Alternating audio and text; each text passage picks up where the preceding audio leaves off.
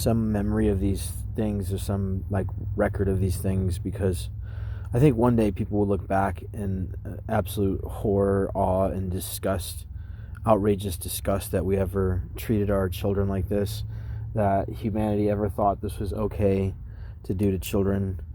I mean, the kid's face says it all. The boy's father stops him as he tries to run away from circumcision after seeing his friend on the ground behind him, held down naked and spread eagled. The cropping photo, the uncropped photo. I'll show you the uncropped photo. It's right here. This is his friend back in the background. It's just absolutely horrific. So I just wanted to show you some of the responses of good, normal people to such horrible atrocities being forced on little children. I mean, just the disgusting horror that this child is being forced, I mean, by adults. It just doesn't make sense to me.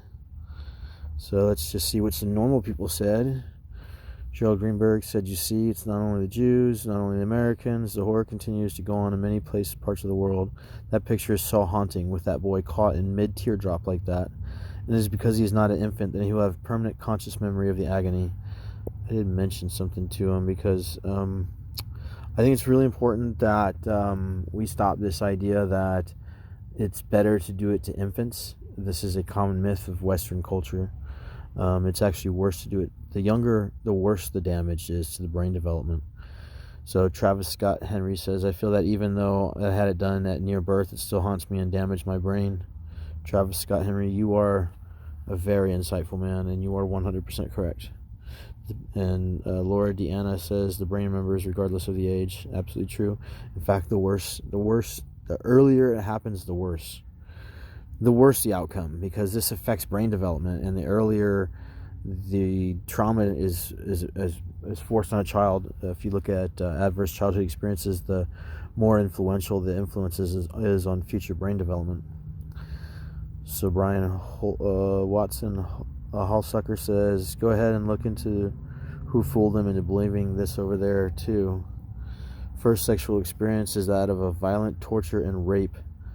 I was lost for years and didn't know where all the anger came from. Oh yeah, I was strapped down, light shining in my new eyes, and cut till I passed out from the crying. All my protectors I needed for comfort put me there. Muscle memory and trauma isn't always conscious." That's a very, very insightful statement. Very, very insightful statement. Lord Ann, I think the people who love us so much would be the same people who send lambs to the slaughter. It's heartbreaking, really, because our parents were brainwashed into thinking that they were doing what was better for the child. I'm so sorry for the trauma, and for my husbands, my brothers, etc. All we can do is now stop the cycle. I'm so proud of the decision I made for my sons, and so relieved that my husband heard my reason and respected his sons not to allow a medieval archaic ritual of abuse. Wow, Laura, you are Mama Bear, and I appreciate you so much. People like you keep me going, because really, this world just is not for me.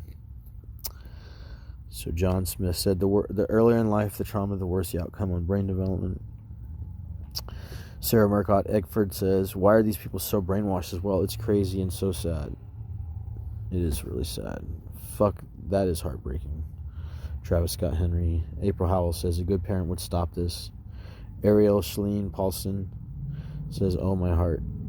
And then she's crying in heartbreak. And people think that only FGM has extreme stages. Sexist, ignorant, fucktards. Lil Catherine. Ross Hook said, "They use the HIV hoax over there to convince people HIV is drug, pharmaceutical overuse, or malnutrition. See Roberts injections." I don't know about all that, but plenty of tribes doing it long before. Okay, that one, not really that. Okay, this is fucking horrible. Lily Mae Everett Kerwick. So, for the future people, when you look back on this video, hopefully there'll be some recording of this somewhere so the world can realize that not all of us were these weird sickos with extreme, disgusting obsession and fetishes for attacking children's genitals, there were many of us that realized that this is just subhuman. This is below. This is, I mean, animals don't do this. A mother bear would, if someone were caught doing, if she caught someone doing this to their cub, she would maul that person. And yet they get away with it every day in our hospitals. Angela Cherry says, if you look at this picture and feel nothing, you should probably seek professional mental help. 100%. Lily Mae Everett Cherwick.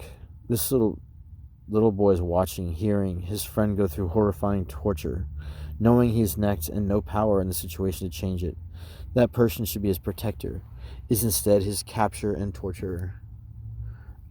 It's mind-boggling to any decent person that we have en masse this silent taboo, this shall not be spoken, that shall not be talked about, this horrible evil thing, this sexual assault, attacking children's sex organs. I mean, and everybody's oblivious to this.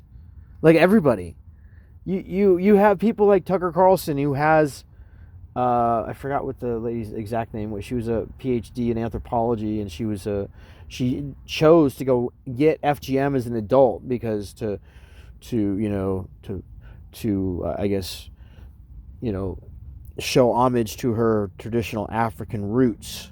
She went and had FGM as an adult, and then she goes on Tucker Carlson, and Tucker's like, "Well, I don't want this in my thing, in my society."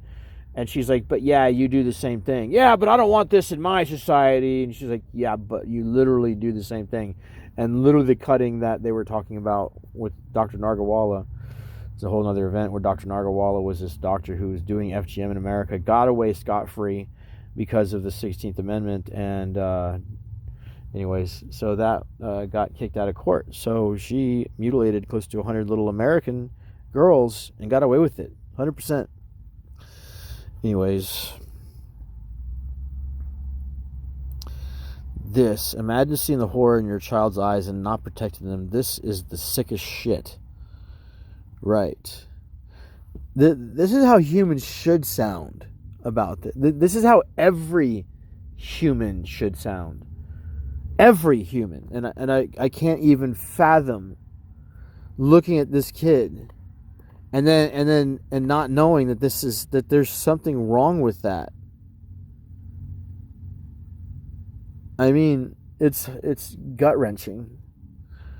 I wish I could take that kid and hold him and never let anybody hurt him like this. I just don't understand it. I just don't. I never will, I guess. Never will.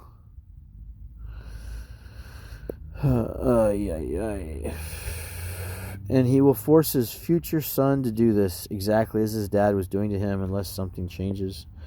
That is the nature of trauma denial and the desire to repeat the cycle. That's why we have so many men absolutely obsessed with mutilating their children's genitals. I'll tell you a story about my former best friend, Sal Grimaldi. Sal, you could have done you could have been way better.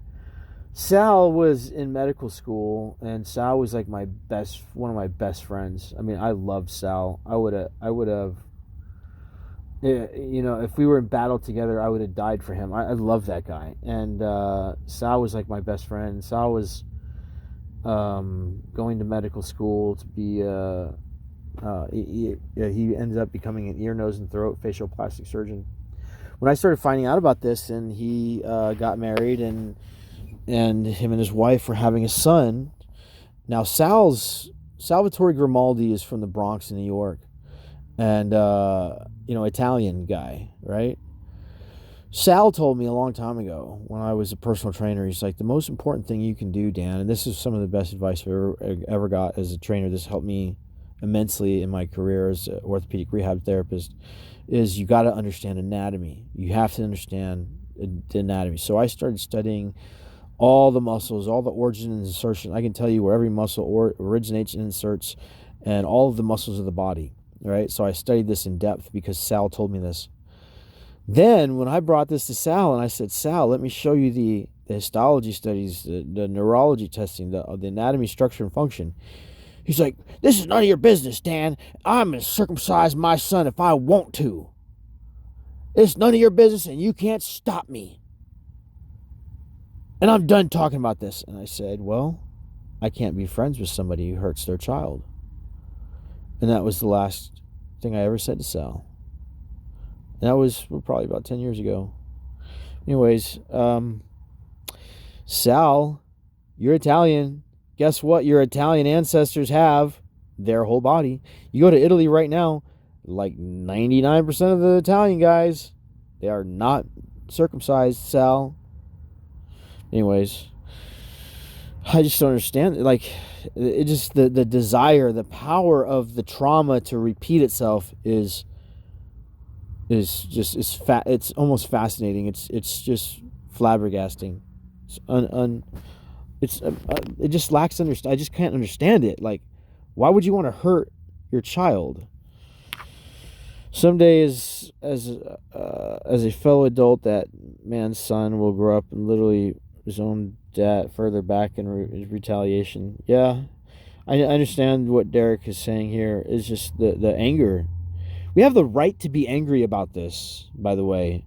Like, your anger is justified. Like, if someone was to come in and just cut off your pinky finger, you could do anything and everything that was within your power to stop them and protect yourself. You have the right, legally, ethically, every consideration. You are, by your right, you could do anything to that person to protect yourself.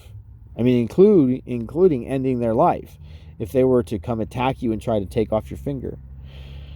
And you should also be able to do the same thing for another person, right? So if somebody's trying to attack your friend and you protect your friend, there's no limits to that. So we should be doing the same thing for our babies at the very least. So I don't support any violence. I think it would be counterintuitive and actually be worse for babies if we were to ever have intactivists become violent. But the fact is that it would be completely morally justified. 100%. I would hate my father every day after that. Jason Drew. Banned circumcision. Megan Ramey. Megan Ramey says, dude, I know. No, 1,000,000 times over, Joe Susan, right? 1,000,000,000,000 times. Like, how does people do this to their children? Horrific. How human beings can force this onto their children. Sickening. Heidi Hutchinson's. James Lohan sends a meme. Circumcision is a man seeking revenge on his own child for the wrong done to him. It's just so right. I mean, it just goes to show you those cycles of trauma and how influential they are. Lily Rose says torture and rape.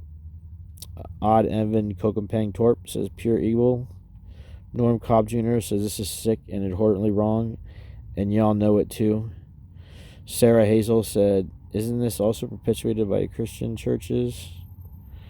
Megan Ramey says, yeah, Christians need to read their Bible, Galatians 5:2.